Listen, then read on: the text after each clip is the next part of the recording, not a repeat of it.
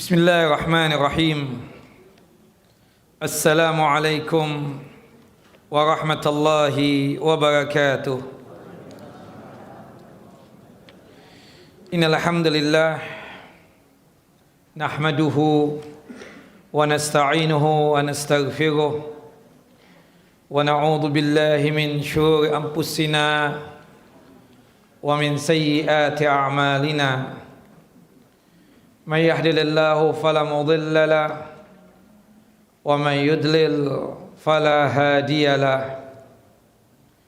أشهد أن لا إله إلا الله وحده لا شريك له وأشهد أن محمدا عبده ورسوله ولقد قال الله تعالى في القرآن العظيم يا أيها الذين آمنوا اتقوا الله حق تقاته ولا تموتن إلا وأنتم مسلمون وبعد وبسخل صدري ويسر لي أمري واحلل عقدة من لساني يفقه قولي اللهم انفعنا بما علمتنا وعلمنا ما ينفعنا وزدنا علما اللهم إنا نسألك سلامة في الدين وعافية في الجسد وزيادة في العلم وبركة في الرزق وتوبة قبل الموت ورحمة عند الموت ومغفرة بعد الموت اللهم حون علينا سكرات الموت اللهم هون علينا سكرات الموت اللهم هون علينا سكرات الموت والنجاة من النار والعفو عند الحساب اللهم إنا نعوذ بك من زوال نعمتك وفجأة نقمتك وتحول عافيتك وجميع سخطك اللهم إنا نعوذ بك من جهد البلاء ودرك الشقاء والسوء القضاء والشماتة الأعداء اللهم إنا نعوذ بك من عذاب جهنم ومن عذاب القبر ومن فتنة المحيا والممات ومن شر فتنة المسيح الدجال إخواني وأخواتي في الدين أعزني وأعزكم الله. Bapak dan Ibu yang dimuliakan oleh Allahu Jalla wa'ala, Majlis Taklim Hidayah Sakinah yang dalam lindungan dan penjagaan Allahu Jalla wa'ala. Alhamdulillah, kita sudah mendapatkan bulan yang suci, bulan Dzulhijjah, bulan yang istimewa di sisi Allahu Jalla wa'ala, bulan yang agung, bulan yang dimana amal ibadah kita berlipat ganda pahalanya.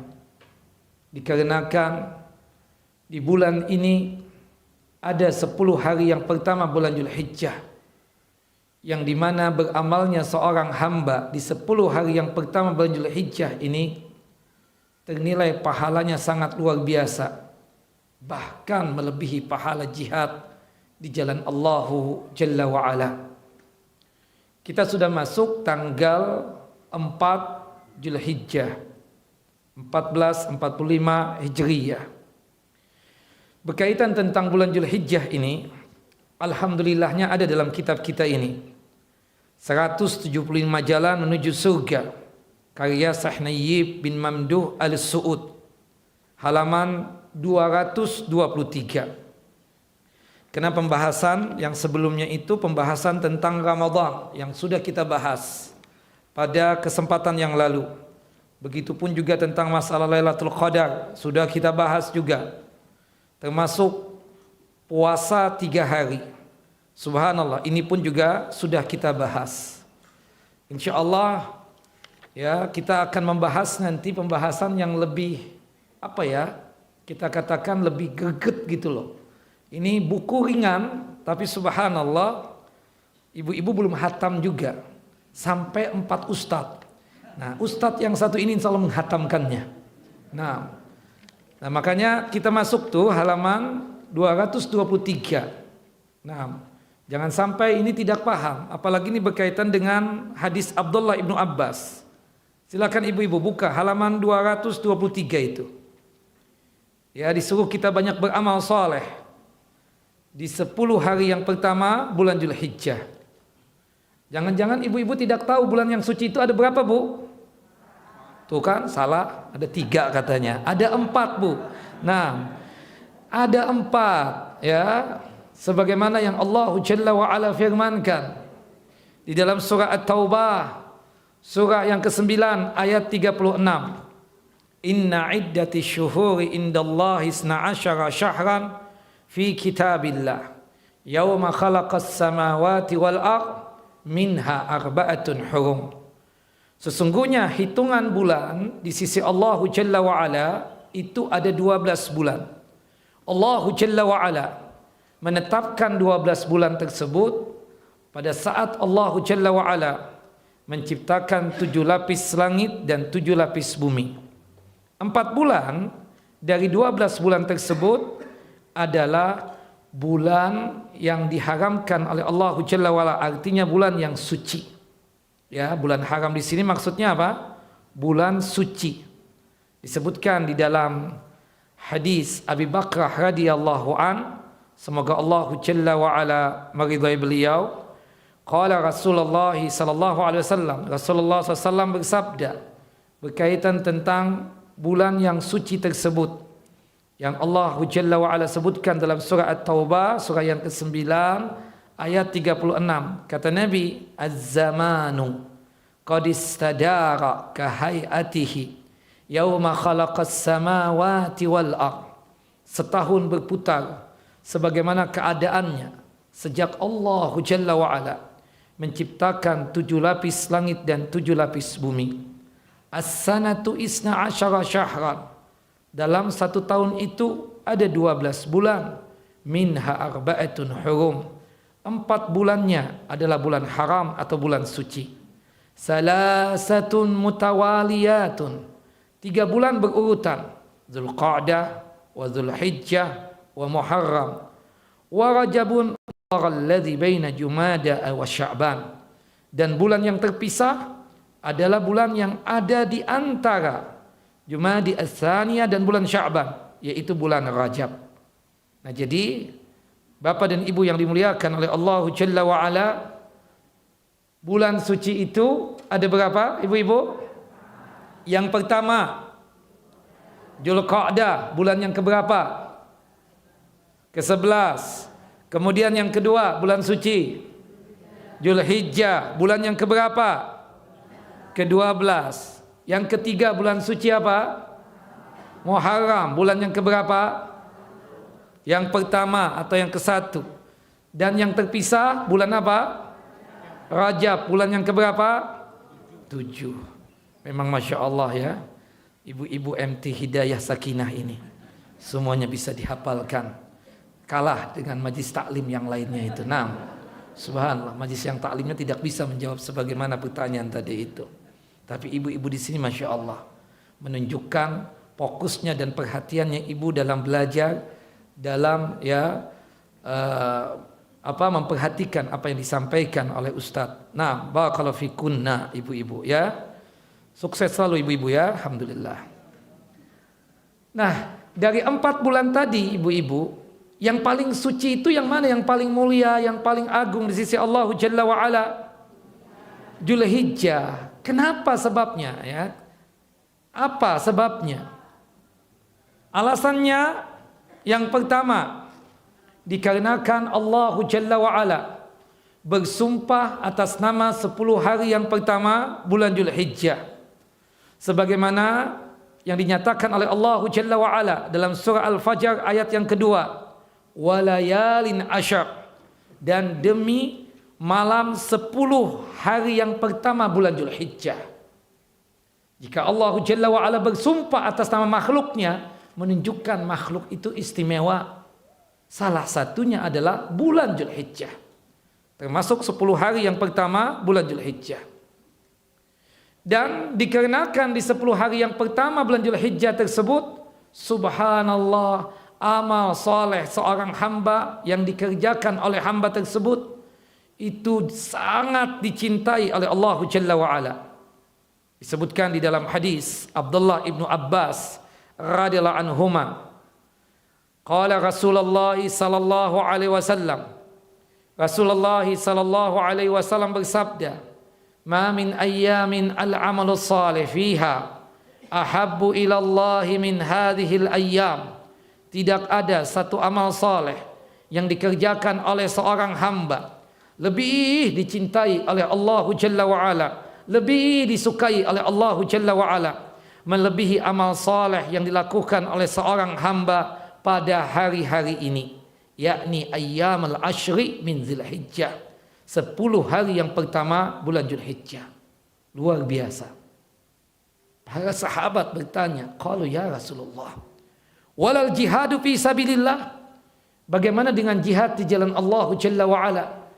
Bukankah amalan jihad itu amalan yang agung, amalan yang mulia, amalan yang besar pahalanya, banyak pahalanya? Apakah bisa menyandingi amalan yang dilakukan oleh seorang hamba di 10 hari yang pertama bulan Dzulhijjah? Qala Rasulullah sallallahu alaihi wasallam. Rasulullah sallallahu alaihi wasallam menjawab, walal jihadu fi sabilillah. Tidak juga jihad di jalan Allah Jalla wa Ala tidak sanggup untuk menyandingi amalan seorang hamba yang dia kerjakan di 10 hari yang pertama bulan Dzulhijjah.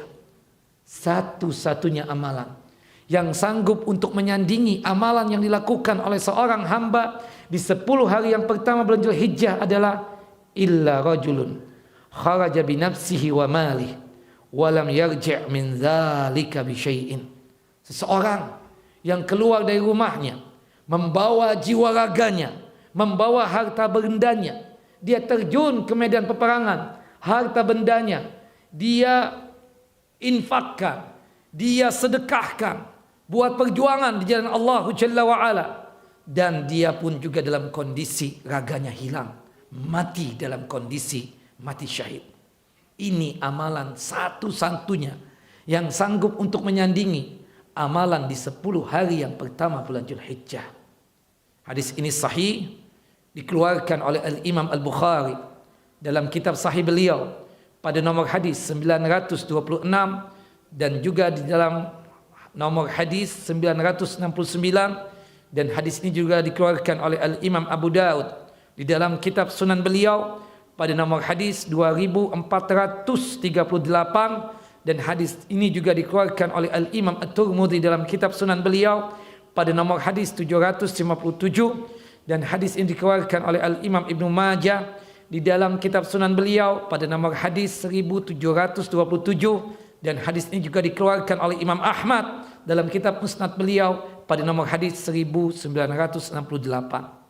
Imam Bukhari mengeluarkan hadis ini dalam kitab sahih beliau pada nomor hadis 926 dan 969. Hadis ini sahih menurut Syekh Nasiruddin Albani rahimahullah rahmatan wasi'ah. Nah, istimewanya lagi 10 hari yang pertama bulan Dzulhijjah ini, kata Al-Hafidz Ibnu Hajar Al-Asqalani rahimahullah rahmatan wasi'ah, Amirul Mukminin fi ilmil hadis. Kenapa kok istimewa ya bulan Dzulhijjah? Dikarenakan ada 10 hari yang pertama bulan Dzulhijjah, dan secara umum bulan Dzulhijjah dan bil khususnya 10 hari yang pertama bulan Dzulhijjah itu istimewa utama dibandingkan hari-hari yang lainnya, dikarenakan 10 hari yang pertama tersebut ya mengumpulkan induk-induk ibadah, jima'u ummahatil ibadah, dari ibadah puasa. Puncaknya itu apa? Puasa Arafah. Dari ibadah sedekah, puncaknya ibadah kurban. Kemudian dari ibadah kita katakan ibadah salat, puncaknya tersebut salat Idul Adha. Kemudian termasuk puncaknya adalah ibadah haji dan ibadah umrah. Luar biasa. Nah, tentu ibu dan bapak sering mendengarkan tentang hadis ini yang termaktub di kitab kita ini halaman 223. Cuma maaf, kebanyakan di antara bapak dan ibu, terutama ibu-ibu, sering lupa. Makanya saya ingin mengingatkan, ada amalan yang penting. Mungkin setiap hari Ustadz sudah menyampaikan tentang masalah apa? Hadis ini. Yang saya wanti-wanti kepada Bapak dan Ibu adalah satu, tolong dong semangat beramalnya di 10 hari yang pertama bulan Zulhijjah ini. Bapak Ibu kan sudah pada tua, sudah bau tanah, ya kan seperti itu. Belum tentu tahun depan berjumpa dengan bulan Zulhijjah ini. Maka oleh sebab itu banyak beramal, banyak beribadah selama 10 hari yang pertama bulan Zulhijjah ini secara khususnya. Dan secara umumnya apa? Bulan yang suci, yaitu bulan Zulhijjah. Amalannya Bapak Ibu, Masya Allah, sudah paham, sudah mengerti. Tinggal praktek saja. Nah, sekedar mengingatkan, subhanallah, amalan yang pertama yaitu melakukan takbiran. Ibu-ibu takbiran gak hari ini? Tuh kan? Cuma 5 orang, ya. Bapak-bapak, saya yakin belum. Belum ini ya. Lupa, padahal sering diingatkan. Jujur kepada diri nih. Subhanallah. Apa dalilnya? Takbiran di bulan Zulhijjah ini kan, masih ingat nggak? Terbagi menjadi berapa? 2 bagian. Yang pertama, takbiran yang sifatnya mutlak. Yang kedua, takbiran yang sifatnya muqayyad. Oke. Takbiran yang mutlak itu maksudnya apa ya? Satu aja yang ngomong. Siapa Bu? Salah kan? Takbiran mutlak itu adalah takbiran yang umum sifatnya. Tidak ada kaitannya dengan sholat yang 5 waktu. Jelas Bapak Ibu? Takbiran mutlak itu adalah takbiran yang sifatnya umum. Mutlak, lepas. Yang penting sudah masuk tanggal 1 Zulhijjah. Tidak ada kaitannya dengan sholat yang 5 waktu. Kapan waktu kita boleh takbiran? Mau pagi, mau siang, mau sore, mau malam. Yang jelas pastikan sudah masuk tanggal 1 Zulhijjah. Sebagaimana yang Allah Jalla wa'ala firmankan di dalam surah Al-Hajj, ya, surah yang ke-22 ayat 28. Wa yadhkuru ismallahi fi ayyamin ma'lumat. Dan hendaknya mereka tersebut menyebutkan nama Allah di hari-hari yang ditentukan.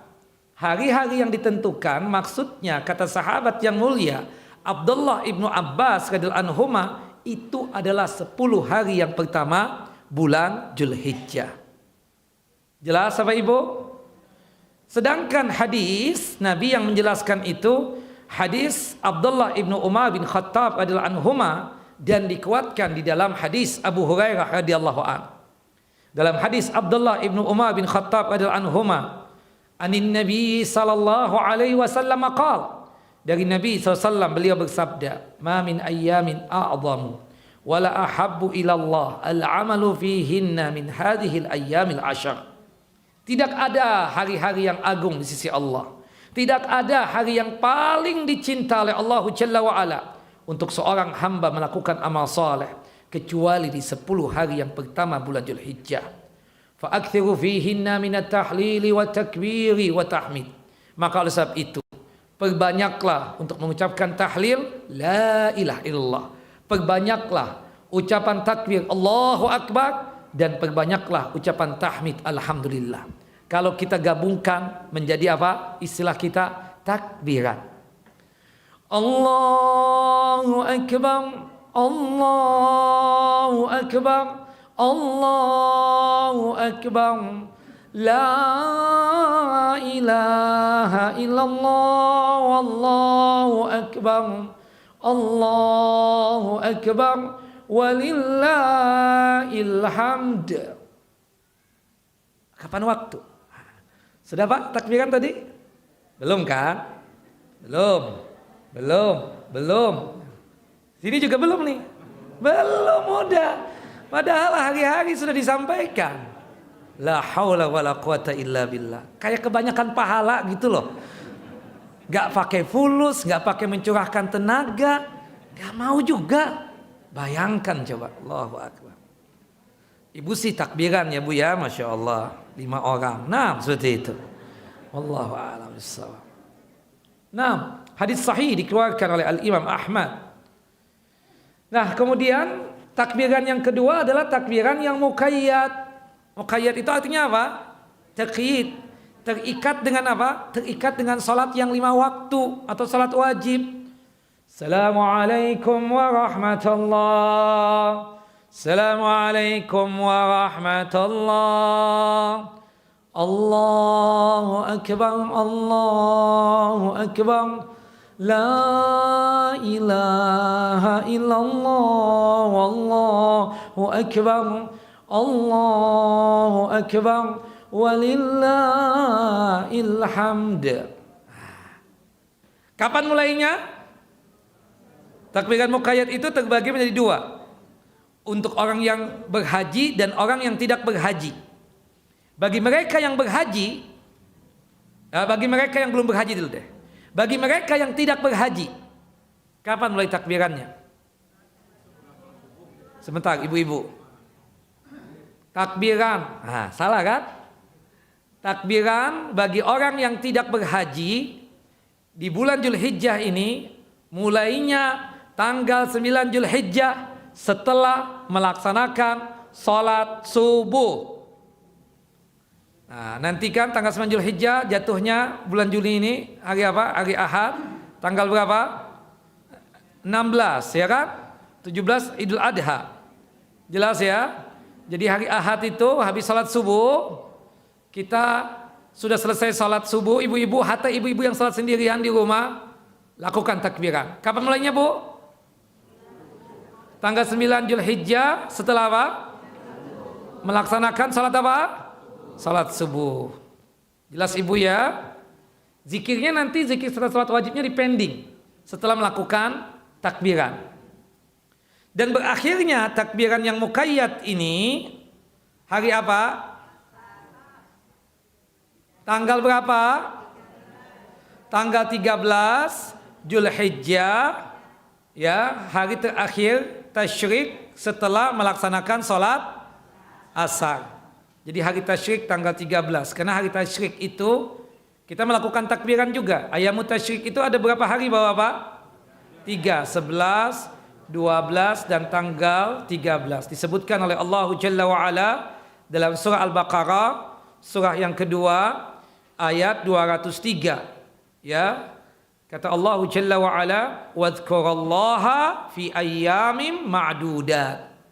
Jadi kalau ayyaman ma'lumat, hari-hari yang ditentukan itu adalah 10 hari yang pertama bulan Dzulhijjah. Adapun hari-hari yang ma'dudat yang bisa dihitung dalam artian kena jumlahnya sedikit, ya, yang terbilang itu 3 hari. Tanggal 11, 12 dan tanggal 13 Dzulhijjah. Kita melakukan takbiran. Nah, takbiran yang muqayyad ini berakhirnya itu tanggal 13 Dzulhijjah setelah melaksanakan salat asar. Kata Nabi dalam hadis yang sahih, ayyamu tasyrik, ayyamu aklin wa syurbin wa dzikrullah. Hari tasyrik, hari makan. Hari tasyrik, hari minum. Hari tasyrik, hari berzikir kepada Allah Jalla wa Ala. Jelas apa Ibu? Nah, bagi orang yang berhaji, misalnya kan ada nih bestie kita yang haji tahun ini atau saudara kita, takbirannya mereka itu kapan mulainya, Bapak Ibu? Padahal Ustadz kemarin juga membahas itu ya, selain saya. Tanggal 10 Dzulhijjah, cakap Ibu, kapan? Setelah melaksanakan salat apa? Zuhur, betul. Tanggal 10 Dzulhijjah setelah melaksanakan salat zuhur. Berakhirnya kapan? Tanggal 13 Dzulhijjah juga setelah melaksanakan salat asar. Jadi Bapak dan Ibu, kalau kita gabungkan takbiran yang ada di bulan Dzulhijjah yang mutlak dengan muqayyad, berapa hari kita melakukan takbiran? 13 hari. Allahu Akbar. Semangat ya Bapak Ibu. Lakukan takbiran masing-masing ya. Seperti itu, enggak perlu pakai pawai, enggak perlu pakai ya takbiran beregu atau bergrup ya, duet atau apa kita katakan trio atau kuartet, enggak perlu. Masing-masing aja. Seperti itu ya. Subhanallah. Bersolok karir aja ya kan, seperti itu. Takbirannya masing-masing. Jelas Bapak Ibu, enggak perlu dipimpin ustadz, enggak perlu dipimpin oleh imam ya, tidak perlu, masing-masing. Jelas? Jelas enggak Ibu-ibu? Sudah mantap? Siap untuk melakukan takbiran ini? Siap untuk mengamalkan ini? Allahu Akbar. Nah, seperti itu. Allahu Akbar. Kalau nggak siap, kelewatan. Kenapa saya bilang kelewatan? Kan sudah pada tua. Mau apa lagi gitu loh. Subhanallah. La haula. Mudahan kita panjang umur ya. Bisa berjumpa lagi dengan bulan Dzulhijjah tahun depan. Nah, subhanallah. Yang samping ibu sudah nggak ada kan? Subhanallah. Coba lihat. Sudah nggak ada. Ya, artinya apa? Ini kesempatan buat kita. Allah memberikan kesempatan lagi loh buat kita. Amalkan. Mudah-mudahan takbiran yang kita lakukan ini menjadi saksi kebaikan kita nanti di alam akhirat, dari alam barzah, alam kubur kita, di padang mahsyar, hingga kita bisa masuk ke dalam jannah dan surganya Allah Jalla wa'ala. Kemudian amalan yang kedua yang ibu dan bapak sudah tahu juga, puasa. Puasa sunnahnya berapa hari? 9 hari. Tidak semua orang yang sanggup. 1 sampai 9 Dzulhijjah. Subhanallah. Itu berkaitan dengan puasa tanggal 1 sampai tanggal 9 Dzulhijjah, hadisnya sahih. Hadis dari Hunaidah bin Khalid radhiyallahu an. Hadis ya dari istrinya Hunaidah, an ba'di azwajin Nabi SAW, dari beberapa istri Nabi SAW, disebutkan di dalam riwayat yang lain, ibunda kita tersebut yang menyampaikan ini adalah ibunda Hafsah dan ibunda Ummu Salamah. Kata ibunda Hafsah dan ibunda Ummu Salamah, Nabi kita Muhammad SAW itu terbiasa berpuasa 4 puasa berikut ini. Yang pertama, puasa 9 hari yang pertama bulan Dzulhijjah, 1 sampai tanggal 9 Dzulhijjah. Yang kedua, wa yauma Asyura, hari Asyura. Apa tuh hari Asyura? Tanggal 10 Muharram. Yang ketiga, wa salasata ayyamin min kulli syahrin, 3 hari di setiap bulan. Tidak mesti harus tanggal 13, 14, 15 yang diistilahkan dengan istilah ayyamul bid. Itu afdal, itu utama. Tapi kalau kita ada uzur syar'i, tanggal 13, 14, 15 misalnya, tidak mengapa diganti di akhir pekan atau di awal pekan, tidak mengapa yang demikian. Jelas ya Bapak Ibu? Qadarullah misalnya jatuhnya tanggal 13, 14, 15 itu hari Jumat, hari Sabtu, hari Ahad. Kebetulan ya musim kawin, hari Jumat kita dapat undangan, hari Sabtu kita dapat undangan, hari Ahad kita dapat undangan. Subhanallah, yang undang dekat semua. Gak mungkin dong kita datang ke kawinan itu dalam kondisi berpuasa, karena teman itu jauh-jauh hari. Subhanallah, ngundang kita, bahkan diwanti-wanti, jangan pakai puasa deh ya, makanan enak-enak ya. Subhanallah, subhanallah, ketika kan ada tuh sudah diomongin begitu, dia pakai puasa lagi, kan kelewatan. Bu, enak bu, ini ada Arabian food, silahkan dari nasi mandi, kabsah, kebuli, Ummu Ali, kemudian juga ada ya harisa dan seterusnya. Nah, ini ada lokal food juga, alhamdulillah, dari gado-gado, kredok, bakso, kemudian ya kan, subhanallah. Roti jala masuknya Arabian food ya, roti jala Arabian food. Nah, seperti itu. Kebetulan kan besti kita kan juga ada dari Eropa. Alhamdulillah ada Arabian food juga, fish and chip nih. Saya niatkan kalau kawin mengawinkan anak insya Allah begitu. Ada Arabian food, local food, kemudian ada Eropa food juga ya kan, seperti itu. Nah, ini kita bilang sudah jauh-jauh, pakai puasa. Ustaz take away aja, nggak ada take away ya. Kita udah ngomong ya. Nggak ada pakai safari deh ya. Nah jadi, tapi anak biasa berpuasa Ustaz, tanggal 13, 14, 15. Good, bagus. Tapi undangan kita kan udah datang duluan. Saya menghargai Bapak dan Ibu, khususnya MT Hidayah Sakinah. Ini kan MT Hidayah Sakinah ini kan tante-tante kita dan nenek-nenek kita. Maka kita ngomong jauh-jauh lagi. Dia pakai puasa lagi. Ya Allah, tante kelewatan ya. Nenek kelewatan. Nah, kita nyediakan makanan ini buat siapa? Take away aja bungkus. Kan gak aci banget disuruh bungkus gitu. Nah, jelas ya. Afdol 13, 14, 15. Tapi kalau kita nggak bisa, ada uzur syar'i kayak undangan tadi misalnya, atau sakit, atau kita lagi keluar kota, atau mungkin lagi malas aja, ya kan, seperti itu. Boleh nggak diganti di hari yang lain? boleh banget, tidak mengapa yang demikian. Jelas ibu-ibu? Nah, termasuk nanti di bulan Dzulhijjah, nanti kita akan jelaskan ya. Kemudian yang keberapa? Yang keempat, puasa yang terbiasa Nabi SAW adalah awala isnaini minasyahri wal khamis. Puasa Senin Kemis di pekan yang pertama atau di awal bulan. Hadis ini sahih, dikeluarkan oleh Al-Imam Ahmad dan juga oleh Al-Imam Abu Daud dalam kitab Sunan beliau pada nomor hadis 2437. Kalau kita tidak bisa untuk berpuasa 9 hari yang pertama bulan Dzulhijjah, Allahu Akbar, berat memang, 1 sampai 9. Berat banget. Dan kebetulan kita ini doyan makan. Dan subhanallah, MT Hidayah ini Masya Allah ngasih makanannya enak-enak. Subhanallah, air minumnya aja spesial banget. Ada teh, ada kopi, ada jahe. Bayangkan coba. Subhanallah, nggak kembung tuh Ustadz ya. Walhasil kita nggak sanggup puasa 9 hari yang pertama.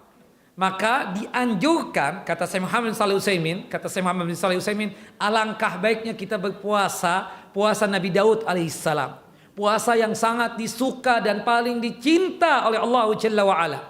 Sebagaimana disebutkan di dalam hadis Abu Hurairah radhiyallahu an, hadis yang dikeluarkan oleh Al-Imam Al-Bukhari dan Muslim. Ahabus siyam ilallahi siyamu Daud. Shoma yauman wa aftara yauman. Puasa yang paling disuka dan paling dicinta oleh Allah Jalla wa Ala adalah puasa Nabi Daud alaihissalam. Sehari puasa, sehari tidak berpuasa. Nah, kita kan di hari yang lain, berat tuh puasa Nabi Daud, berat. Ini hari yang baik, kita paksakan untuk puasa Nabi Daud alaihissalam. Mudah-mudahan ini menjadi saksi kebaikan kita. Kata Imam Ahmad, kalau berkaitan dengan sunnah yang hukumnya sunnah ya kita katakan, itu paling tidak dalam seumur hidup kita 1 kali kita mengerjakannya.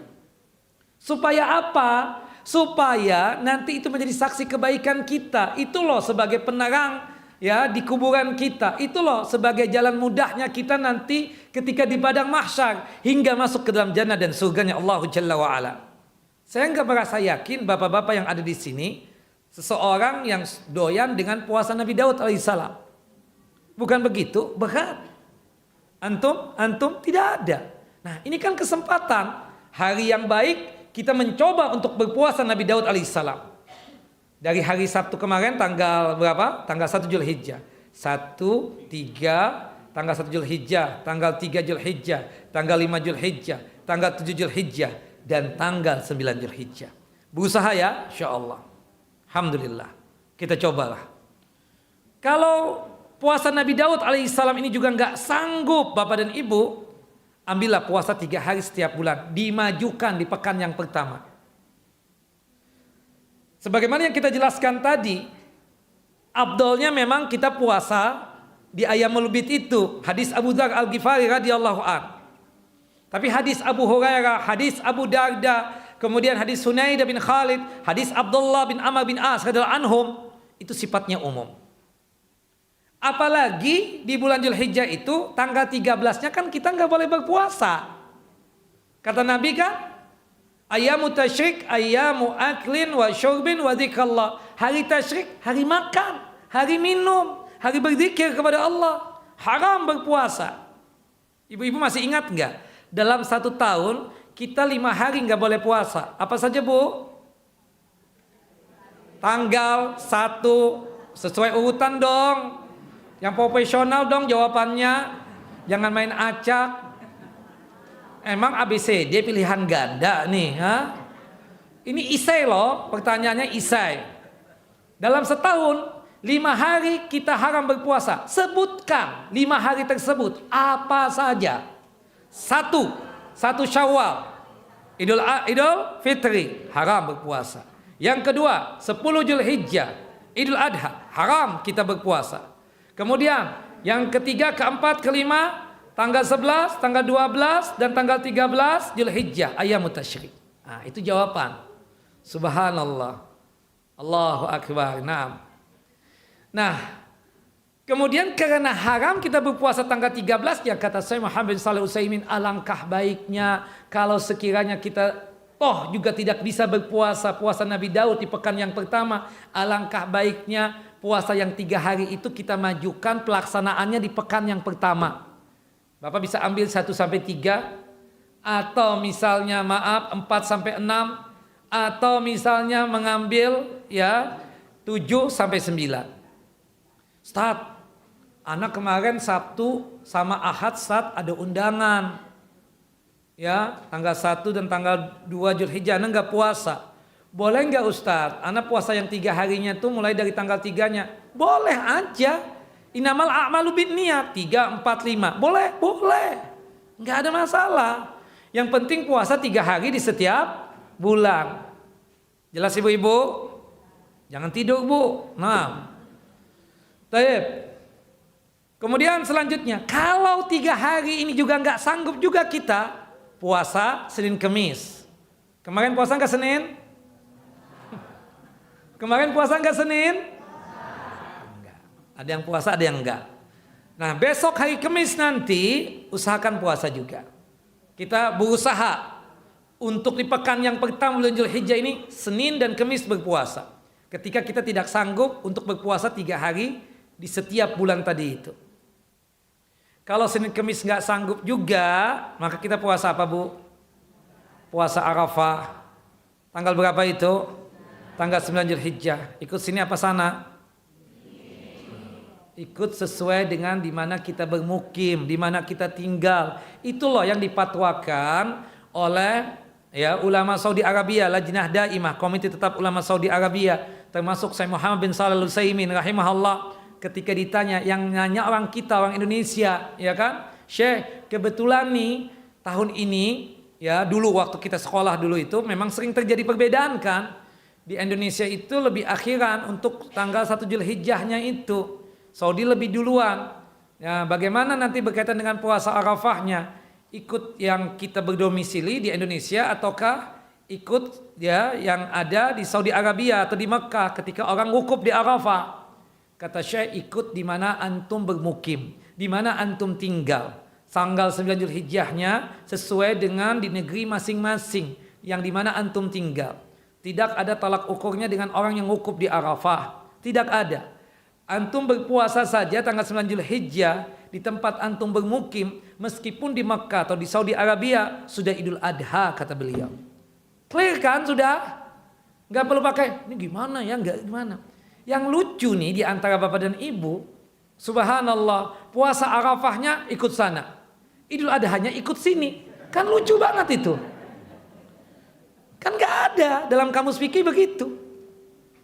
Lucu juga sebagian kita itu Ramadan ikut sini, Idul Fitri ikut sini, Idul Adha ikut sana.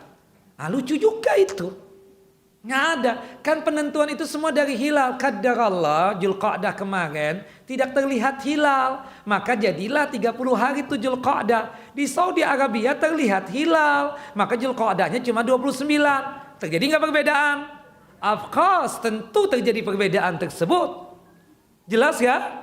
Maka oleh sebab itu nggak ada masalah. Ini kan setiap tahun nih pembahasan ini. Setiap tahun kemarin juga berbeda. Tahun sebelumnya juga berbeda. Jangan-jangan tahun akan datang nih, subhanallah berbeda juga. Kita nggak tahu. Nah, sekarang sudah paham tentang fikihnya itu, ya udah. Di mana kita tinggal, disitulah kita ikut. Baik puasa Arafahnya ataupun beridul adhanya. Jelas Bapak Ibu? Ibu jelas Bu? Alhamdulillah. Puasanya ikut sana Bu apa ikut sini? Alhamdulillah. Ya, ikut di mana kita tinggal ya, sesuai dengan apa yang di negeri kita. Di mana kita tinggal, di situ kita ikut. Wallahu a'lam bissawab. Naam. Jangan ikut ustadz, salah ikut ustadz. Naam. Ustadz bukan nabi ya. Kita cuma menyampaikan doang. Naam. Saya enggak mau ibu berhujah. Si Azhar ikut Azhar enak aja. Naam, enggak. Kita yang celaka nanti. Di akhirat kelak. Allahu Akbar. Ikut dalil berdasarkan ajaran Quran dan sunnah Nabi SAW as-sahihah. Wallahu a'lam bissawab. Nah kemudian amal yang ketiga nih yang banyak dilupakan juga oleh bapak dan ibu. Berdoa, beristighfar, mengucapkan kata taubat. Terutama tanggal 9 Zulhijjah. Tanggal 9 Zulhijjah, hari Arafah, doa kita mustajab. Dalilnya Ustadz, hadis Ibunda Aisyah radhiyallahu anha, semoga Allah Jalla wa ala meridai beliau. Qala Rasulullah sallallahu alaihi wasallam, Rasulullah sallallahu alaihi wasallam bersabda, "Ma min yaumin aktsara min ay yu'tiqallahu fihi 'abdan minan nar min yaumi Arafah." Di antara hari yang Allah Jalla wa ala paling banyak membebaskan orang-orang dari siksa api neraka adalah di hari Arafah. Subhanallah. Subhanallah, para ulama sepakat orang yang wukuf di Arafah tanggal 9 Zulhijjah, mereka itu menggabungkan 3 keutamaan, keistimewaan. Pastinya doanya tersebut mustajab dan Allah membanggakan mereka di hadapan para malaikatnya. Wa innahu layadnu summa yubahi bihumul malaika. Allah mendekati mereka dan Allah Jalla wa ala membanggakan mereka di hadapan para malaikatnya. Kemudian Allah berkata, "Ma arada haula?" Apa sih yang diinginkan oleh mereka? Pastinya doa mereka mustajab. Pastinya permohonan mereka diijabah, dikabulkan oleh Allah Jalla wa ala. Sepakat para ulama, bagi mereka yang berhaji, khususnya wukuf di Arafah tersebut, doa mereka mustajab. Dengan dalil ini dan dikuatkan di dalam hadis Abdullah bin Amr bin As radhiyallahu anhuma, hadis yang dikeluarkan oleh Al-Imam Ahmad.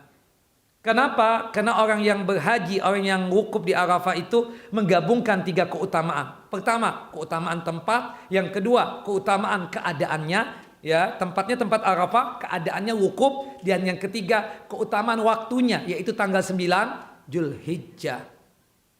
Kemudian para ulama berdebat, gimana kalau yang tidak haji seperti kita-kita ini? Apakah dimanapun kita berada, doa kita juga mustajab tanggal 9 Zulhijjah tersebut? Ada 2 pendapat. Ada yang mengatakan iya, ada yang mengatakan tidak. Yang rajih iya. Ya, yang rajih ya, kata para ulama ketika menjelaskan ini, ya, bahwasannya dimanapun dia tinggal, maka doa dia tersebut apa? Mustajab, diijabah, dikabulkan oleh Allah Jalla wa ala. Wal arjah annahu 'am wa annal fadla lil yaum, ya, bahwasannya yang rajih, yang benar, bahwasannya sifatnya umum, doa itu mustajab dimanapun dia tinggal. Yang penting dia tersebut mendapatkan hari Arafah, karena keutamaannya itu yang paling dituju. Kenapa mustajabnya doa? Dikarenakan waktunya, dikarenakan harinya. Hari apa namanya? Hari Arafah tanggal 9 Zulhijjah. Dan orang yang tidak berhaji itu menggabungkan 2 keutamaan. Apa keutamaannya? Kalau orang yang haji tadi yang wukuf kan 3 keutamaan.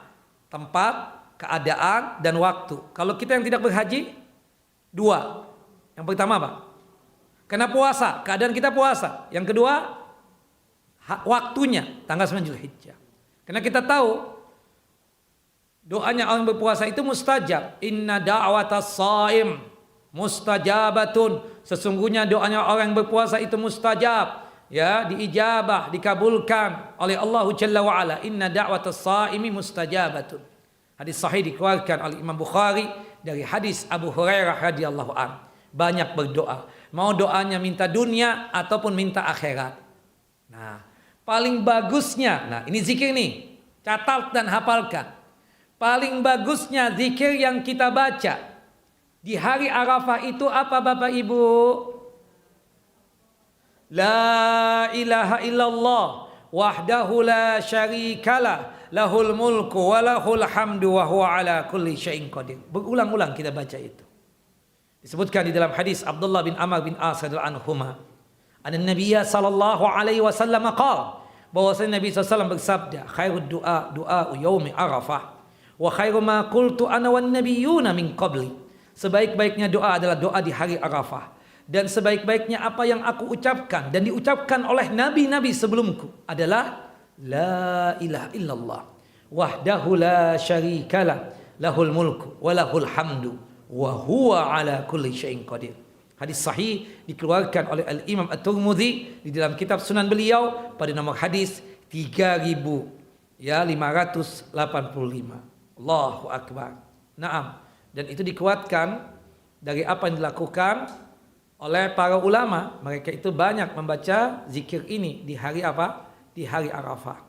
La ilaha illallah wahdahu la syarikalah lahul mulku wa lahul hamdu wa huwa ala kulli syai'in qadir. Allahu akbar. Naam. Nah, maka oleh sebab itu infokan ya Bapak Ibu kepada siapapun. Tanggal 9 Zulhijjah itu banyak berdoa, banyak meminta kepada Allah Jalla wa Ala. Yang rumahnya belum laku doa, minta kepada Allah agar Allah Jalla wa Ala melakukan rumahnya. Yang lagi ada muskilah, masalah dengan suaminya atau dengan pasangannya, dengan istrinya, doa, minta kepada Allah agar diakurkan kembali, agar diharmoniskan lagi pasangan suami istri tersebut. Yang belum berjodoh, minta kepada Allah agar berjodoh, bukan begitu? Yang belum punya anak, minta kepada Allah Jalla wa Ala di hari Arafah tersebut. Insya Allah doa kita mustajab. Termasuk juga kita minta akhirat, meninggal dalam kondisi husnul khatimah, di alam barzah, di alam kubur kita aman, di padang mahsyar kita aman, hingga masuk ke dalam jannah dan surganya Allah Jalla Jalaluh. Termasuk doakan ustadz kita, semoga ikhlas, istiqamah. Bapak ibu ini saya nggak yakin mendoakan saya. Benar itu terang. Subhanallah. Padahal saya sudah nyebutkan ya, ibu-ibu yang ada di Hidayah Sakinah ini sebagai nenek saya dan sebagai tante saya. Sudah saya sebut begitu juga masih nggak mendoakan. Saya nggak minta didoakan sebagai ini itu, enggak berkaitan dengan dunia, enggak. Minta doakan ikhlas, istiqamah. Itu yang paling penting sudah. Dan meninggal dalam kondisi husnul khatimah. Doakan begitu. Udah tat, udah. Allahumma ighfir lana walil mu'minina wal mu'minat. Udah. Ustaz udah masuk di situ. Apa ini? Ya Allah ya Rabb. Beda tuh kalau murid datang ke Ustaz, doain saja, doain. Tolong doain di dalam sujud Ustaz sebelum salam Ustaz. Insyaallah. Siapa namanya? Ya kan? Nama saya ini Ustaz nih. Catat, sudah saya catat. Allahu Akbar. Karena kebiasaan Ustaz juga ya, kalau disebut nama keluar juga siapa ya tadi ya? Nggak tahu, kita lupa. Subhanallah. Allahu Akbar. Bukan narsis ya, Ustaz mungkin dikenal, murid belum tentu Ustaznya kenal, kan seperti itu. Wallahu a'lam bishawab. Jelas Bapak Ibu? Nah, termasuk juga maaf banget nih ibu-ibu. Doa yang juga ditinggalkan di ayyamut tasyrik. Kita takbiran iya. Tapi ada tuh di ayyamut tasyrik yang dianjurkan kita untuk berdoa. Apa doanya? Kita kan tahu ayyamut tasyrik itu punya kemuliaan. Ayyamut tasyrik itu disebutnya ayyamul qar ya. Hari yang terbaik itu subhanallah, para ulama berdebat apakah hari Arafah ataukah Idul Adha. Tapi setelah Arafah dan setelah Idul Adha itu adalah yaumul qar, ayyamul qar. Ayyamul qar itu apa? Ayyamut tasyrik. Ayyamu at-tasyrik.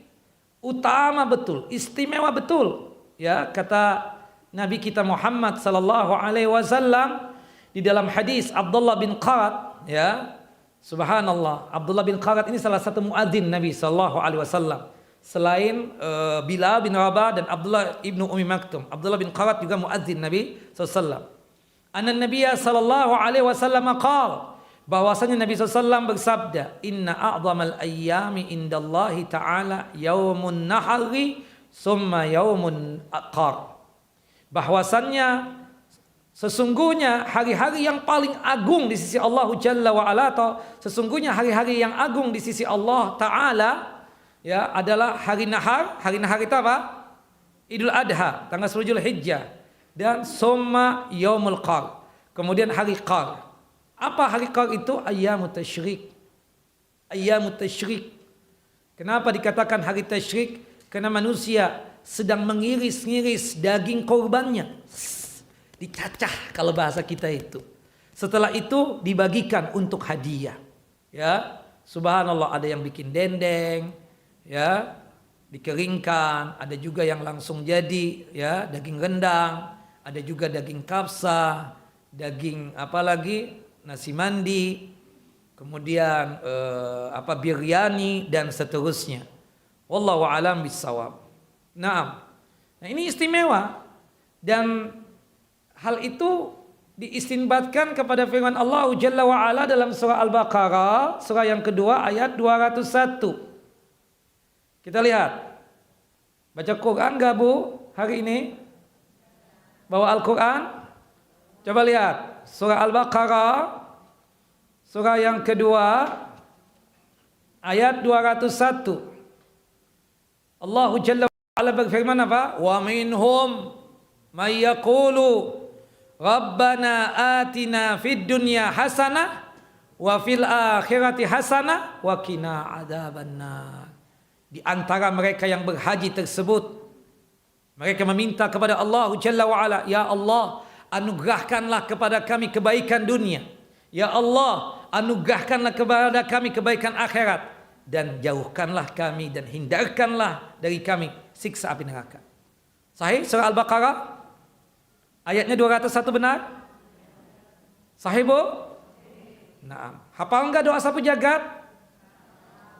Hafal ya doa sapu jagat. Dan itu termasuk yang dianjurkan untuk kita baca di ayyamut tasyrik. Sangat-sangat dianjurkan untuk kita baca di mana? Di ayyamut tasyrik tersebut. Jangan sampai terlewatkan untuk membaca doa tersebut, ya. Kata Al-Imam Ikrimah rahimahullah rahmatan wasi'ah, seorang ahli tafsir, yustahabbu ayyuqala fi ayyami tasyrik Rabbana atina fid dunya hasanah wa fil akhirati hasanah wa qina adzabannar. Disunnahkan, dianjurkan di ayyamut tasyrik tanggal 11, 12 dan tanggal 13 Zulhijjah untuk membaca doa sapu jagat tadi. Nah, seperti itu. Allahu a'lam bissawab. Nah, jadi dari ayat 200 sampai 201 kan, fa idza qadaitum manasikakum fadhkurullaha ka dzikrikum aba'akum aw ashadda dzikra. Ya. Apabila sudah selesai manasik hajinya, terutama berkaitan dengan wukuf di Arafah, ingatlah Allah sebagaimana ingatnya kalian kepada orang tua kalian, kepada nenek moyang kalian. Bahkan ingat kepada Allah itu melebihi ingatnya kita kepada kedua orang tua kita atau nenek moyang kita. Di antara yang berhaji ada yang cuma minta apa? Cuma minta dunia doang. Akhirat enggak minta. Yang paling cakep yang disebutkan pada ayat 201 surah Al-Baqarah ini, minta dunia dan akhirat. Dan sunnahnya kita itu dalam berdoa, dunia minta, akhirat minta. Makanya kan motonya ibu-ibu Hidayah Sakinah, ya, hidup di dunia bahagia, mati masuk surga. Iya kan, tuh ada motonya tulisannya itu ya. Hidup dunia, apa? Bahagia di dunia, mati masuk surga. Bagus juga nih, siapa yang bikin ini? Nah, subhanallah, bahagia di dunia, mati masuk surga. Nah, makanya kita minta dua-duanya, sering tuh. Nah, di dalam sholat, Rasulullah itu sering baca doa ini kapan? Kan di dalam sholat itu ada dua tempat doa kita mustajab. Ketika sujud, yang kedua sebelum salam. Kalau sebelum salam kan jelas tuh. Yang sering dibaca oleh Nabi, hadis Abu Hurairah, hadis yang dikeluarkan oleh Al-Imam Al-Bukhari dan Muslim. Allahumma inni a'udzubika min adabi jahannam, wa min adabil qubur, wa min fitnatil mahya wal mamat, wa min syarri fitnatil masihid dajjal. Kalau sujud itu, dalam satu riwayat disebutkan doa sapu jagat ini. Ya, Rabbana atina fid dunya hasanah, wa fil akhirati hasanah, wa qina adzabannar. Atau Rabbananya boleh kita ganti. Allahumma atina fid dunya hasanah, wa fil akhirati hasanah wa qina adzabannar. Jelas ya, ayyamut tasyrik Bu? Catat. Jangan modal hafalan doang. Kita mengakui diri kita sudah tua, sangat susah untuk menghafalan. Maka sebab itu tanggal 11, 12 dan 13 Zulhijjah selain melakukan takbiran setelah salat wajib, kita juga dianjurkan untuk memperbanyak doa sapu jagat.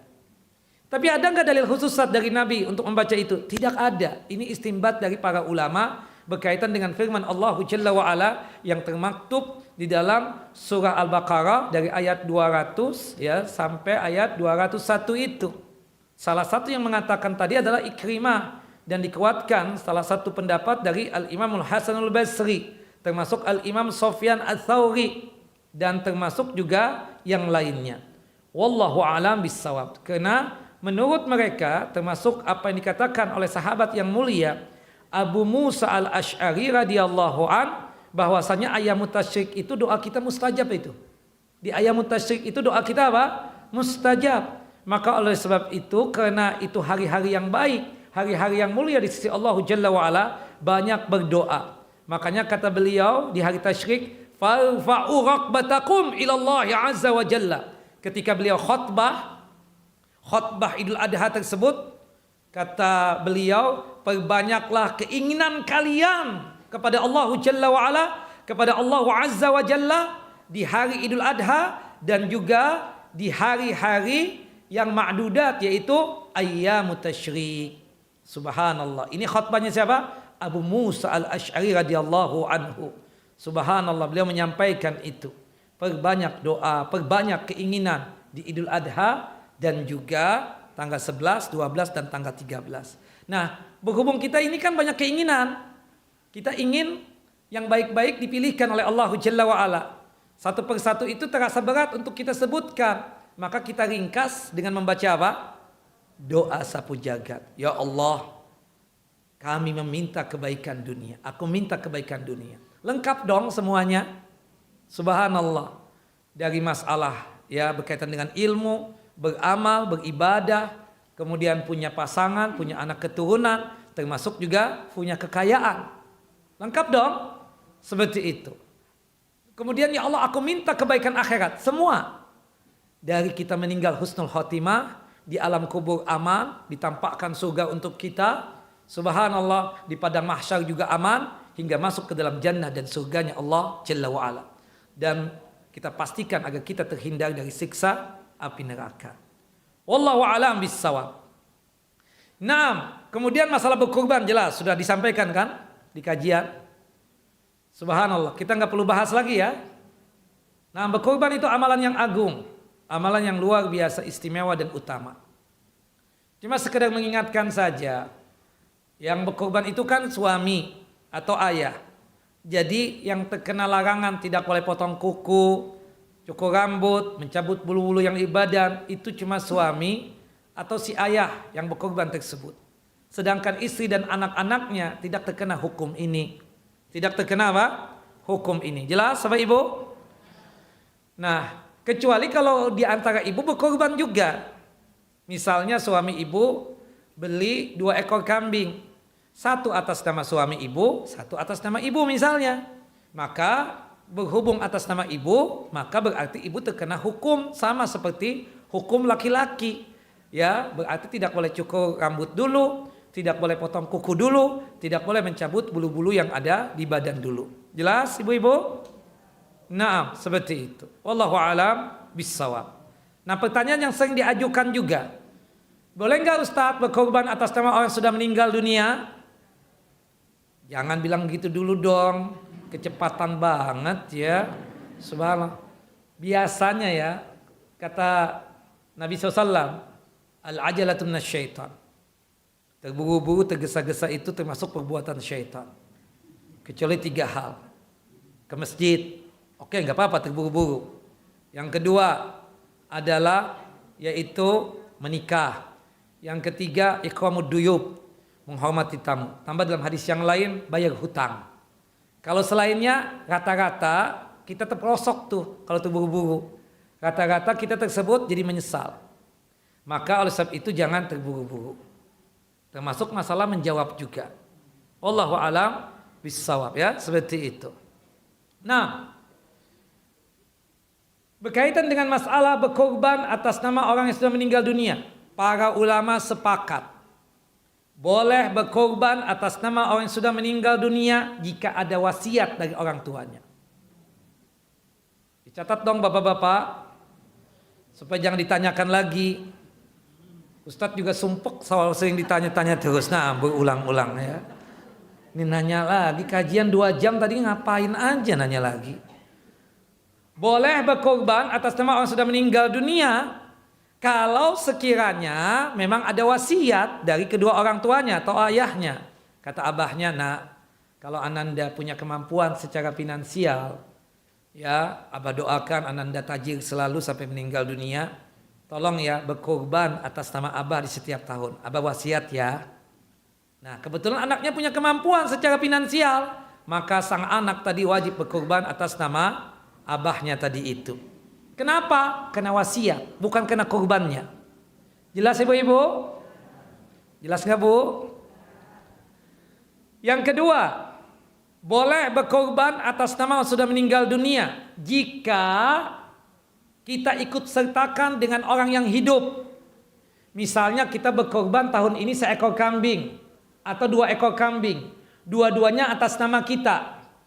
Kita sayang sama abah umi kita. Abah umi kita udah meninggal. Kita ikut sertakan di niatan kita dalam berkorban tadi. Bolehkah seperti itu? Boleh. Tidak mengapa. Abah umi kita dapat pahala enggak Ustaz? Insya Allah dapat pahala. Mengucur pahalanya. Jelas? Kemudian yang ketiga. Nah, ada 3 pembahasan. Yang menjadi perdebatan ulama, jika kita mampu secara finansial.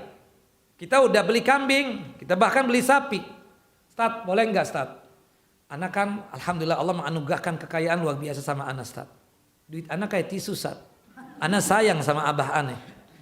Anak sayang sama umi anak. Anak pingin beli sapi Ustaz. 1 ekor lagi. Atas nama abah dan umi anak. Boleh enggak? Antum udah berkorban? Oh, udah Ustaz. Tuh yang di situ, yang di masjid. Sapi 5 osan tuh punya anak Ustaz. Nah, insya Allah nih Ustaz, kalau boleh hari ini anak beli juga nih Ustaz, buat abah umi anak yang udah meninggal. Bolehkah begitu? Ada 2 pendapat. Pendapat yang pertama mengatakan tidak boleh. Kenapa Pak tidak boleh? Dikarenakan Rasulullah tidak pernah melakukan itu. Gak pernah tuh Nabi Muhammad berkorban atas nama Ibunda Khadijah. Gak pernah tuh Nabi Muhammad berkorban atas nama paman beliau yang bernama Hamzah bin Abdul Muttalib. Gak pernah tuh Nabi Muhammad berkorban atas nama anak-anak beliau yang duluan meninggal dunia. Baik itu Abdullah atau Qasim atau Ibrahim atau Ummu Kulsum atau Ruqayyah. Nah, dari sini khalas gak boleh. Itu pendapat yang pertama. Jelas ibu-ibu? Jelas enggak? Itu pendapat yang berapa Bu? Nah, pendapat yang kedua nih berbeda dengan pendapat yang pertama tadi. Pendapat yang kedua mengatakan boleh berkorban atas nama orang sudah meninggal dunia. Kita belikan kambing lagi, kita belikan sapi lagi, khusus buat abah umi kita yang sudah meninggal dunia tadi. Atau mungkin saudara kita yang sudah meninggal dunia tadi. Boleh banget. Kenapa boleh banget? Antum ada dalilnya? Ada. Hadis dari Abu Rafi. Rasulullah itu kan setiap tahun berkorban dengan kambing. Berapa ekor jumlahnya? 2 ekor kambing. 2 ekor kambing. 1 ekor kambing lagi. Satu ekor kambing buat beliau dan keluarga beliau. 1 ekor kambing yang lainnya itu buat siapa? Buat umatnya yang belum sempat untuk berkorban. Kalau belum sempat berkorban masih hidup apa sudah meninggal dunia? Sudah meninggal dunia. Belum sempat berkorban. Kalau orang hidup ya masih ada kesempatan dia kalau kaya nanti untuk berkorban. Bukan begitu? Naam. Kemudian alasan yang kedua bolehnya berkorban atas nama orang sudah meninggal dunia dengan membelikan sapi yang baru lagi, kambing yang baru lagi atas mereka yang sudah meninggal dunia. Mereka menganalogikan dengan sedekah. Bapak Ibu, sepakat para ulama bersedekah atas nama orang yang sudah meninggal dunia sampai pahalanya. Sahih. Hadis dari Abu Hurairah, hadis dari Abdullah bin Abbas, hadis dari Ibunda Aisyah radhiyallahu anhu. Sampai sepakat itu. Nah, subhanallah tidak ada yang mengingkari. Bahkan ya, Imam Syafi'i itu kan termasuk yang mengingkari pengiriman pahala, transfer pahala. Tapi untuk sedekah kata beliau sampai pahalanya. Beliau mengatakan 3 amalan yang sampai pahalanya kemana? Ke mayit itu. Pertama doa dan istighfar. Yang kedua adalah sedekah. Yang ketiga adalah badal haji dan badal umrah.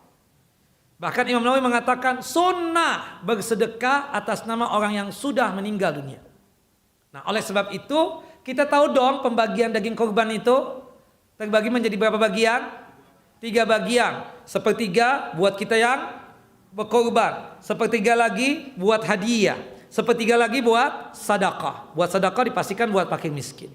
Nah, ada kan sedekah? Di dalam korban itu ada sedekah. Kita katakan, maka oleh sebab itu boleh berkorban atas nama abah umi kita dengan korban yang khusus. Tidak mesti harus ikut dengan kita.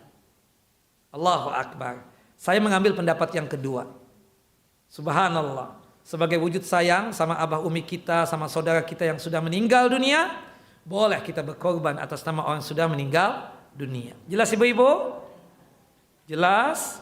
Nah, cuma disarankan jika kita berkorban atas nama orang yang sudah meninggal dunia, alangkah baiknya daging korbannya seluruhnya disedekahkan. Jelas Ibu-ibu? Jika kita berkorban atas nama abah umi kita yang sudah meninggal dunia, maka dianjurkan dengan sangat, please deh, daging korbannya itu apa? Disedekahkan seterusnya. Jangan kita ambil. Jelas? Pertanyaan, yang mana yang lebih afdal? Harga kambing berapa sekarang? 3,5 juta. Enggak ada lagi 2 juta, 2,5 juta Pak. Itu anak kambing. Nah, 3,5 juta. Oke, 3,5 juta. Yang mana yang afdal? Kita sedekah dengan 3,5 juta atas nama orang tua kita yang sudah meninggal dunia, ataukah kita beli kambing berkorban atas nama beliau? Beli kambing dari 3,5 juta. Beli kambing dengan kita berkorban atas nama beliau. Itu yang lebih afdal. Itu yang dikatakan oleh Syekh Islam Ibnu Taimiyah rahimahullah, yang membolehkan berkorban atas nama orang yang sudah meninggal dunia. Sampai pahalanya, kata Syekh Islam Ibnu Taimiyah rahimahullah rahmatan wasi'ah. Dari kalangan mazhab Hambali apa? Membolehkan hal itu. Wallahu alam bissawab. Satu pembahasan lagi berkaitan dengan hal yang kadang kita enggak memahaminya. Bapak dan Ibu yang dimuliakan oleh Allahu Jalla wa'ala, ada satu hadis Nabi SAW. Hadis dari Anas bin Malik, dan juga dikuatkan di dalam hadis Buraidah bin Hasib al-Aslami.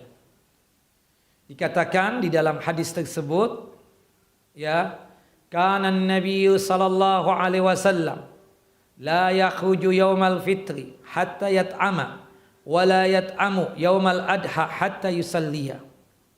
Adalah Nabi sallallahu alaihi wasallam ketika Idul Fitri tidak keluar menuju tanah lapang hingga beliau sarapan terlebih dahulu, dan pada hari Idul Adha beliau tidak makan hingga beliau salat Idul Adha. Hadis sahih dikeluarkan oleh Al-Imam At-Tirmidzi di dalam kitab Sunan beliau pada nomor hadis 545. Dan hadis ini disahihkan oleh Syekh Nasiruddin Albani rahimahullah rahmatan wasi'ah.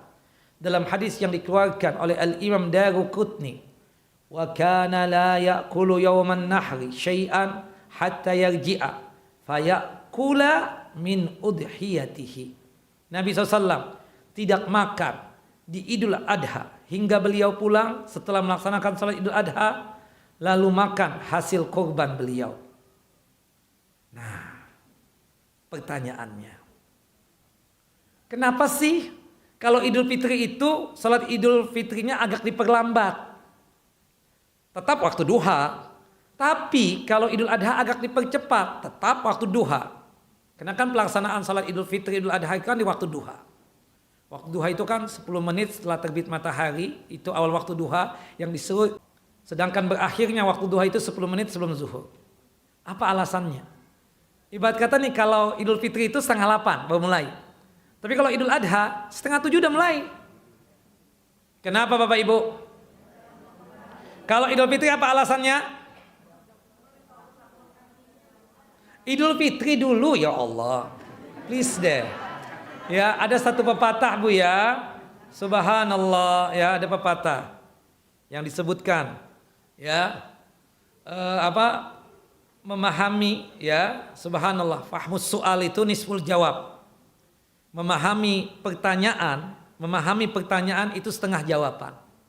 Ibu ini memang subhanallah, bolehlah semangat 45, tapi perlu pikiran juga kan, mikir gitu kan, seperti itu. Yang ditanyakan Ibu jelas ya, Idul Fitri kenapa Nabi Muhammad sallallahu alaihi wasallam itu memperlambat pelaksanaan sholat Idul Fitrinya? Apa jawabannya Bu? Idul Fitri dulu deh, satu-satu nih. Pertanyaan pertama, Isai. Oh, Masya Allah, nenekku Masya Allah. Masya Allah, Masya Allah, Masya Allah. Jawaban yang tepat untuk memberikan kesempatan bagi orang yang belum membayar zakat fitri atau zakat fitrah. Karena zakat fitrah itu apa? Paling terakhirnya kapan? Sebelum pelaksanaan salat Idul Fitri. Makanya Rasulullah SAW apa? Sarapan dulu tuh, makan juga, ingin menunjukkan ini Idul Fitri, sudah hari berbuka. Makanya beliau sarapan dulu sebelum keluar dari rumah beliau menuju tanah lapang. Tapi kalau Idul Adha kenapa agak dipercepat? Ibu-ibu, bapak-bapak? Karena agar kita bersegera untuk berkorban. Nah, ini yang menjadi persoalan. Subhanallah, ini kita dapat dari zaman dulu, dari TK. Subhanallah, di antara antum ini dari subuh sampai Idul Adha nggak mau makan dulu kan? Istilahnya ibu-ibu puasa sejenak. Padahal Idul Adha kan haram puasa. Maksudnya itu sarapannya ditunda sampai pelaksanaan salat Idul Adha. Tadi jelas dalam hadisnya tadi ya. Hadis dari Buraidah dan juga hadis dari Anas bin Malik, termasuk juga dikuatkan dalam hadis yang dikeluarkan oleh Al-Imam Daruqutni. Nah, yang ingin saya wanti-wanti, di waktu Idul Adha boleh kita menunda sarapan kita setelah pelaksanaan salat Idul Adha jika sarapan kita itu berwujud daging kurban. Jelas? Jadi bagi mereka yang tahun ini tidak berkorban, nggak bisa mengamalkan ini hukum. Jelas? Antum berkorban nggak tahun ini? Oh enggak. Loh kenapa antum nggak makan, nggak mau minum? Kan Rasulullah nggak makan, nggak minum setelah pelaksanaan, kecuali setelah pelaksanaan salat Idul Adha. Nanti makan minumnya setelah pelaksanaan salat Idul Adha. Salah. Jelas ya? Satu. Jadi ini bisa dipraktekkan bagi dia yang berkorban. Yang atas nama doang, siapa? Suaminya atau ayahnya. Sedangkan istrinya dan anak-anaknya itu kan cuma nebeng sama suami atau sama ayahnya. Berlaku nggak hukum ini? Tidak. Berarti ibu-ibu dan adik-adikku yang masih nebeng sama abahnya boleh makan lontong sayur dulu, atau ibu-ibu ngeteh ngopi dulu lapis legit. Subhanallah. Pak, maafin ya, minum dulu ya. Bismillahirrahmanirrahim. Ya Allah, enak banget nastar ya Allah. Buatan siapa sih? Enggak, ini MT Hidayah Sakinah ngasih kemarin. Oh enak. Lapis legitnya Pak enak banget Pak. Oh, kata ayah. Ya kan? Jadi dia. Yang selanjutnya yang ketiga ini kita katakan jelas ya, yang berkorban. Ya. Yang berkorban pun juga kalau ingin mengamalkan itu sebagaimana Nabi SAW tadi dalam hadis Anas bin Malik dan juga hadis Buraidah, jika sekiranya dia sarapannya pakai daging korbannya dia, karena niatan Rasulullah pada hari Idul Adha itu yang ingin dimakan pertama kali ya daging korban beliau di hari Idul Adha tersebut. Kalau antum kan prakteknya beda. Ya, bukan makan daging korban antum setelah salat Idul Adha. Diganti tadi dengan yang lontong sayur yang disediakan, nasi uduk, nasi ulam, atau misalnya ya lapis legit atau kue nastar, ya, kemudian kue putri selat atau putri salju dan seterusnya itu. Atau kacang, ya. Enggak nyambung itu. Nah, kalau kita memang enggak dapat daging korban kita, karena kan maaf ya, kalau toh kita berkorban di tempat kita yang tinggal, di sini misalnya, ya kita nitipkan hewan korban kita di masjid kita ini, baru ketemu daging korban kita kapan? Sore, keburu mules tuh, mules, iya kan? Jelas ya, Allahu Akbar, jelas bu, bapak? Jadi nggak bisa diganti juga nggak bisa, berarti antum nggak mengamalkan itu sunnah. Subhanallah, berat memang berat. Apalagi rata-rata kita kan dari daerah nih. Banyak berkorban di mana? Di tempat lahirnya kita, bukan begitu? Berarti tambah nggak bisa ngamalkan lagi, bukan begitu? Jelas ya? Apalagi yang berkorbannya ayam mutasyrik. Antum kapan emang korbannya Pak? Besok Ustaz tanggal 11. La ilaha illallah. Makan deh antum. Subhanallah, la haula wa la quwata illa billah. Banyak sekali ya. Subhanallah, ya, kata Al-Imam Al-Jailai dari kalangan ulama Al-Hanafi ya, dari dari Mesir ya, beliau tersebut yang wafat pada tahun 762 Hijriah. Kata beliau, hadza fi haqqin man yudhahi liyakula min udhiyatihi amma fi haqqi ghairihi fala. Aturan ini berlaku bagi orang yang hendak berkorban agar dia bisa makan daging korbannya di Idul Adha tersebut. Sementara untuk yang lain yang tidak berkorban tidak berlaku aturan ini. Begitupun juga adapun makanan yang lain yang diganti nggak berlaku juga aturan ini. Diganti. Makanya kan kesian tuh Ustadz kena jadwal khatib Idul Adha. Dia berangkat subhanallah sebelum subuh. Istrinya belum bangun tuh untuk menyediakan sarapan, kopi, teh. Datang ke sini nggak ada apa-apa. Bukan ke sini, bukan di sini, di sana. Jauh, nah. Ya, sebenarnya tempatnya jauh. Nah, maaf ya. Ustadznya subhanallah pemalu banget. Beliau nggak berkorban, Ustadz, ya kan seperti itu. Nah, beliau nggak berkorban, nggak ada fulus.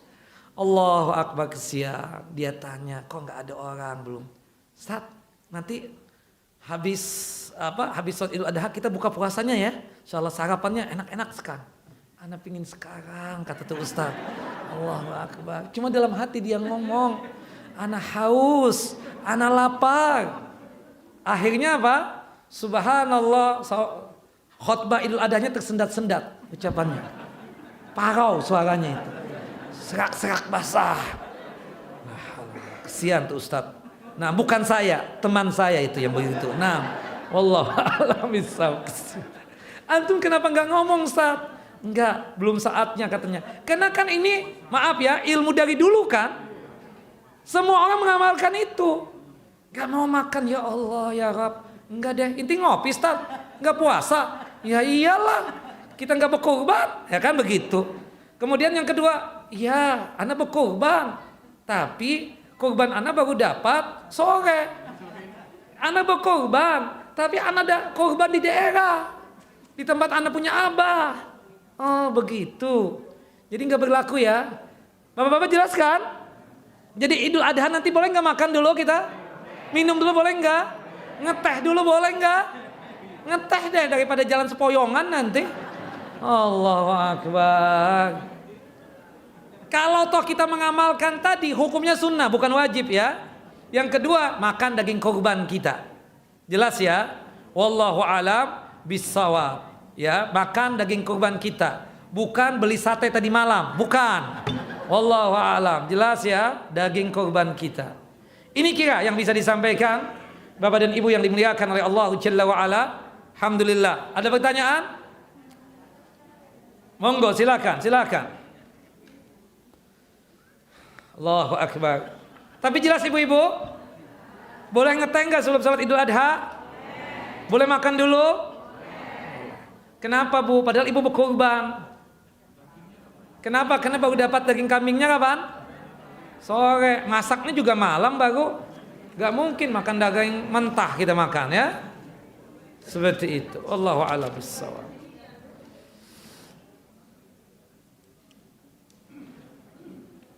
Ustadz, ada 3 syarat perempuan, bukan 3, 4 Bu. Jadi kalau ibu ingin masuk surga, lakukan 4 hal ini. Kata Nabi di dalam hadis, idza shamatil mar'a khamsaha. Apabila seorang perempuan melaksanakan salat 5 waktu, wa shamat syahraha, dia berpuasa Ramadan 1 bulan. Kemudian wa hafizat farjaha, dia jaga syahwat dan kemaluannya. Syahwat dan kemaluannya hanyalah untuk laki-laki yang sah menjadi suaminya. Kemudian yang keempat, wa ata'at zaujaha, dia taat kepada suaminya ketika suaminya memerintahkan kebaikan. Wa qalatil jannatu laha, surga pun berkata kepada perempuan yang sanggup mengerjakan 4 amalan ini, monggo silakan masuk surga lewat 8 pintu surga yang tersedia. Subhanallah, apa tidak perlu lagi Ustaz berbuat amalan sunnah? Ya perlulah. Ini kan cuma sekedar motivasi dan spirit. Karena rata-rata wanita dalam 4 hal ini sangat memarginalkan. Apa ya memarginalkan itu? Sangat mengabaikan sholat misalnya. Terutama waktu kawinan. Apalagi yang jadi pengantin. Enggak sholat. Atau sholatnya diqadha. Subhanallah. Ya. Habis zuhur, jam 1 siang sudah kumpul di gedung. Ngapain? Dandan. Kita bawain makanan, minuman. Gak mau makan, gak mau. Takut. Takut apa? Takut batal. Batal apa? Batal wudhu. Tinggal wudhu lagi. Bukan begitu. Ya si Ustadz gak paham nih, jadul banget. Nih Ustadz, nih. Oh, kenapa emang? Oh, ini mahal Ustadz, 5 juta. Kalau pengantin yang 20 juta, makanya kan hati-hati betul tuh, hitam jadi putih, ya kan? Allahu Akbar, gara-gara itu kan, makanya dia nggak mau sholat, ditunda. Makanya Rasul menekankan, kok nggak buat laki-laki Ustadz? Karena perempuan kan sedikit-sedikit kalau ditanya, apalagi anak-anak muda ya, sudah sholat belum nak? Lagi dapat bah? Nggak mungkin dong abahnya main periksa-periksa seperti itu. Yang kedua puasa juga begitu kan, gampang, subhanallah. Cuma iyalah ibu lagi dapat, lagi halangan. Tapi juga jangan makan di hadapan orang dong. Ustaz, anu lagi dapat Ustaz, makan ya. Allahu Akbar, di hadapan orang makan gak ada malunya sama sekali. Tahu perempuan haid dan nifas itu gak boleh puasa. Tapi juga jangan di hadapan orang, di pasar kadang. Ya Allah jilbab Masya Allah. Tapi makan di hadapan orang kan gak enak kita. Nah itu. Kemudian menjaga syahwat dan kemaluan. Bu, laki-laki itu paling penakut loh bu. Kenapa terjadi perselingkuhan itu? Karena para wanita ngasih kode. Subhanallah. Kadang WA malam-malam. Ini nomor aku loh yang di kajian tadi. Haula wala quwata illa billah. Subhanallah, dibuka peluang begitu. Allahu Akbar. Ustadz juga manusia bu ya, hati-hati. Allahu Akbar. Ustadz juga manusia. Hati-hati. Ustadz, kalau sudah 1 jam 2 jam, tuh perempuan bukan hanya hukum. Tapi sudah syaitan yang ketiganya. Allahu Akbar, hati-hati. Makanya kan kadang Ustadz sangat gampang. Haram, nggak boleh. Sudah dulu bu ya, ada kajian. Assalamualaikum warahmatullahi wabarakatuh. Atau lebih aman lagi, tidak ada konsultasi lewat WhatsApp. Apalagi telepon. Ketemu di kajian langsung. Selesai. Fitnah. Siapa? Nah, perempuan. Laki-laki mana berani negur? Ya Allah takut digampar kalau itu perempuan, bukan begitu?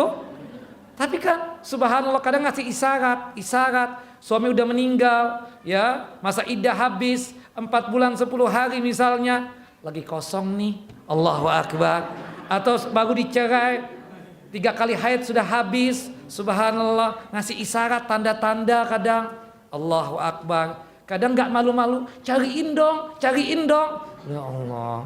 Subhanallah. Ustadz juga boleh kadang bertanya, hah? Saya nggak apa-apa Ustadz. Apaan ini? La haula wala quwata illa billah. Jangan ya. Makanya jaga syahwat dan kehormatan. Yang keempat nih yang paling berat, taat kepada suami. Bukan begitu bu? Mah ini apa? Subhanallah ya. Enggak bikinin kopi. Oh, iya. Sudah tua, pulus gak ada, nyuruh-nyuruh doang. Subhanallah, ibu-ibu ya Allah. Bu, ibu punya rumah 1 hektar itu dari siapa dulu bu yang ngasih? Itu pakaian 4 lemari, siapa tuh yang ngasih? Allahu Akbar, ibu melupakan dia. Suami tegur sedikit dan teguran suami baik. Allahu Akbar. Kadang dibantah gitu loh. Nah itu yang mengakibatkan kan kebanyakan wanita itu masuk neraka kenapa bu? Bukan kena syirik, bukan kena kufur. Enggak, tapi apa? Yakfurnal asir. Suka mengingkari kebaikan suami. Allahu Akbar. Hujan 1 tahun dihapus panas 1 hari. Kesalahan suami cuma 1 nih. Allahu Akbar. Dan ingat ya bapak-bapak, istri itu susah untuk melupakan kesalahan bapak. Hari ini dimaafkan, nanti 11 tahun yang akan datang dia ingat lagi. Ingat gak dulu? Waktu berdua dengan itu perempuan, setaris kamu dulu. Ya Allah mama, itu kan masa lalu aku. Dulu koboi memang. Sekarang kan aku sudah mengaji di MT Hidayah Sakinah. Diingat dia, ingat banget. Subhanallah. Subhanallah, tapi lupa tuh Alfat lupa, Mercy yang terbaru lupa. Bukan MT yang di sini ya, ibu yang bukan di sini, ibu-ibu yang jauh di sana. Di sini sih masya Allah, solehah banget. Allah. Nah itu ya bu. Maka sebab itu bu 4 ini kenapa dikasih motivasi dari Nabi SAW agar ibu melakukan 4 hal ini. Karena kebanyakan perempuan khilaf dalam masalah 4 hal ini. Understood Ibu? Jelas? Nah, paham nggak? Nah, yang lain bukan berarti ditinggalkan, tetap dikerjakan. Wallahu a'lam bishawab. Baik, ini pertanyaan bulan depan nanti ya kita jawab insyaallah. Ustadz, kalau untuk kebutuhan rumah tangga bolehkah saya belanja di mall atau supermarket seperti beli baju muslim dan kebutuhan rumah? Boleh, siapa yang melarang? Ada ustadz yang di sini melarang? Allahu akbar, la haula. Ini doang ditanyakan. Boleh. Tinggal baca doanya. Doanya apa? La ilaha illallah wahdahu la syarika lahul mulku wa lahul hamdu yuhyi wa yumit wa huwa hayyun la yamut biyadihi al khair innaka ala kulli syai'in qadir. Kan seperti itu baca doanya. Mall pasar boleh. Ustadz juga ke mall, ibu kan enggak tahu. Nah, Allahu akbar. Boleh lah kan artinya, tapi ya kita tujuannya kan bukan maksiat, tujuannya untuk beli barang. Subhanallah ya kan, beli sesuatu. Wallahu a'lam bishawab. Ya kadang makan di situ kan seperti itu. Boleh. Enggak, saya yakin Ustadz yang ngisi sini enggak ada yang mengharamkan kita ke mall. Bukan begitu? Ada yang mengharamkan? Enggak ada. Seperti itu. Halal. Boleh, tapi ingat baca doanya ya. Itu Masya Allah tuh doa. Kalau kita baca la ilaha illallah tadi sampai akhir, sejuta pahala kita dapatkan, 1 juta dosa terhapuskan, kemudian 1 juta derajat martabat diangkat oleh Allah Jalla wa'ala, kemudian dibangunkan rumah di surga kelak. Nah, wallahu alam bissawab. Ini kira yang bisa disampaikan pada kesempatan kali ini. Salah dan khilafnya mohon dimaafkan. Taqabbalallahu minna wa minkum, taqabbal ya karim. Taqabbal udhiyatana ya Rabbana ya Rahman ya Rahim. Allahumma inna nas'aluka al-huda wat tuqa wal afaf wal ghina. Allahumma inna nas'aluka ilman nafi'an wa rizqan wasi'an wa shifaan min kulli da. Allahumma inna nas'aluka ilman nafi'an wa rizqan tayyiban wa amalan mutaqabbalan. Wa sallallahu nabiyana Muhammad wa ala ali Muhammad kama sallaita ala Ibrahim wa ala ali Ibrahim innaka Hamidun Majid. Allahumma barik ala Muhammad wa ala ali Muhammad kama barakta ala Ibrahim wa ala ali Ibrahim innaka Hamidun Majid. Kita tutup kajian kita dengan masing-masing kita baca doa kafaratul majlis. Subhanakallahumma wa bihamdika asyhadu an la ilaha illa anta astaghfiruka wa atubu ilaik. Assalamualaikum warahmatullahi wabarakatuh.